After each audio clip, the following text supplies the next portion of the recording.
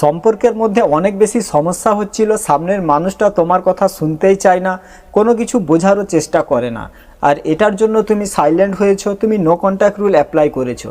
কিন্তু এর পরেও সেই মানুষটার কাছ থেকে না তো কোনো কল আসছে, না তো কোনো মেসেজ আসছে। কিন্তু এখন তুমি এটা ভাবছো যে এরপরে তুমি কি করবে, বা অনেকের সম্পর্কের পরিস্থিতি এখন এরকম যে সামনের মানুষটা তাকে ইগনোর করছে, তার সঙ্গে অনেক বেশি ঝগড়া করছে, তার উপরে রাগ দেখাচ্ছে, আর সে এখন এটা ভাবছে যে আমি যদি সাইলেন্ট হয়ে যাই তখন কি সেই মানুষটা আমাকে কল বা মেসেজ করবে, আর যদি সে আমাকে কল মেসেজেস না করে তখন আমি কি করব।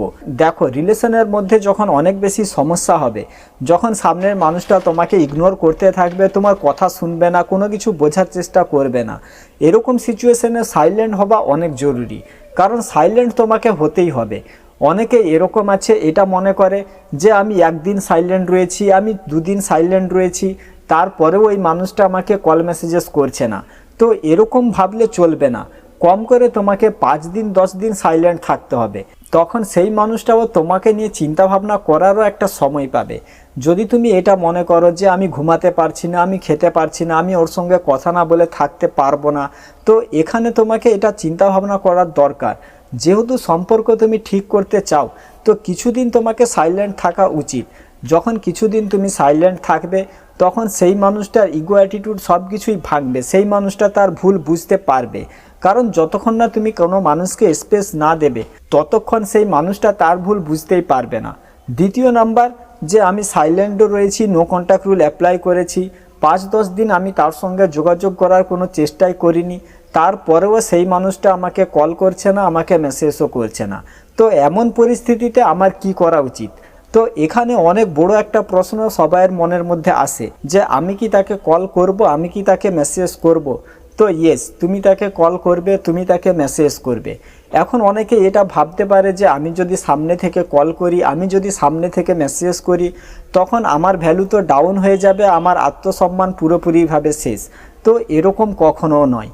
কল করলে কখনো তোমার ভ্যালু ডাউন হবে না। তুমি তাকে একটা কল করলে, তাকে একটা মেসেজ করলে, এটা করলে কখনো তার কাছে তোমার ভ্যালু ডাউন হবে না। যখন তুমি তাকে বারবার কল করবে, বারবার মেসেজ করবে, তখন তোমার ভ্যালু ডাউন হবে, তোমার আত্মসম্মান নষ্ট হবে। 5-10 দিন স্পেস দেবার পরে তুমি তাকে একটা কল করলে বা তুমি তাকে মেসেজ করলে, আর সেই মানুষটা তোমার কল ধরছে না, সেই মানুষটা তোমার কল কেটে দিচ্ছে বা তোমাকে মেসেজ করে বলে দিচ্ছে যে তুমি আমাকে কল মেসেজেস করবে না, তো এখানেই তোমাকে এটা বুঝতে হবে।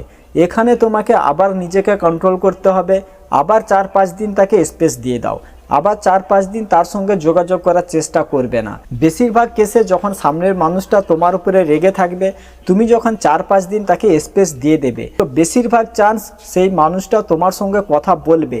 কারণ সেই মানুষটাও তখন এটা মনে মনে ভাববে যে অনেক দিন হয়ে গেল ওই মানুষটার সঙ্গে আমার কথা হয়নি, কারণ তুমি তার সঙ্গে যা ব্যবহার করেছো, সে তোমাকে যা কিছু বলেছে, এইগুলো নেগেটিভ চিন্তাভাবনা সে বন্ধ করে সে পজিটিভ চিন্তাভাবনা করতে শুরু করবে, আর সে তোমার সঙ্গে কথাও বলবে। সেই মানুষটার কাছে তোমার ভ্যালু কখন ডাউন হবে, কখন তোমার আত্মসম্মান নষ্ট হবে? যখন সেই মানুষটা তোমাকে ইগনোর করছে আর তুমি তাকে বারবার বোঝানোর চেষ্টা করছো, তখন সেই মানুষটার ইগো অ্যাটিটিউড বেড়ে যাবে, আর সেই মানুষটা তখন একটা আলাদা চিন্তা ভাবনা করতে শুরু করে দেবে। দ্বিতীয় নাম্বার, যে সেই মানুষটাকে তুমি কল করলে আর সেই মানুষটা তোমার সাথে কথাও বলছে, কিন্তু আগের মতো তোমার সাথে কথা বলছে না, আগের মতো তোমাকে সময় দিচ্ছে না, তো এখানে একটাই কথা বলবো, আগের মতো তার সঙ্গে কথা বলার এখন দরকারও নেই।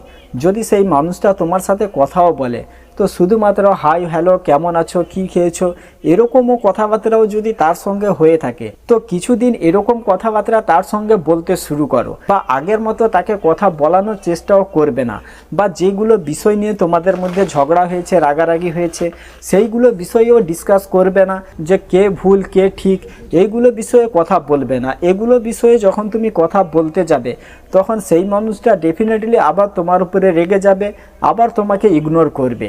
যদিও সে আগের মতো কথা নাও বলে, তারপরেও তুমি তার সাথে কথা বলো, আস্তে আস্তে সব কিছু ঠিক হয়ে যাবে। এই টিপসটা একবার তুমি ফলো করে দেখো, আমি তোমাকে গ্যারান্টি দিচ্ছি সম্পর্ক অবশ্যই ঠিক হবে। দেখো, কখনো কখনো সম্পর্ক বাঁচাতে চাইলে নিজেকেও সামনে থেকে কল মেসেজ করতে হয়। তুমি 5 দিন 10 দিন তাকে স্পেস দিলে, তারপরে নিজের ইগো এক সাইডে রেখে তুমি নিজেই তাকে কল করলে, তাকে মেসেজ করলে। কিন্তু যেভাবে বললাম এভাবেই করলে, সঠিক পদ্ধতিতে। তুমি যদি এভাবে সঠিক পদ্ধতিতে তাকে স্পেস দেবার পরে আবার তার সঙ্গে তুমি কথা বলতে চাও, তো বিশ্বাস করো সম্পর্ক অবশ্যই ঠিক হয়ে যাবে। ঠিক আছে, তো আজকের ভিডিওটা এখানে শেষ করছি। সবাই ভালো থাকবেন।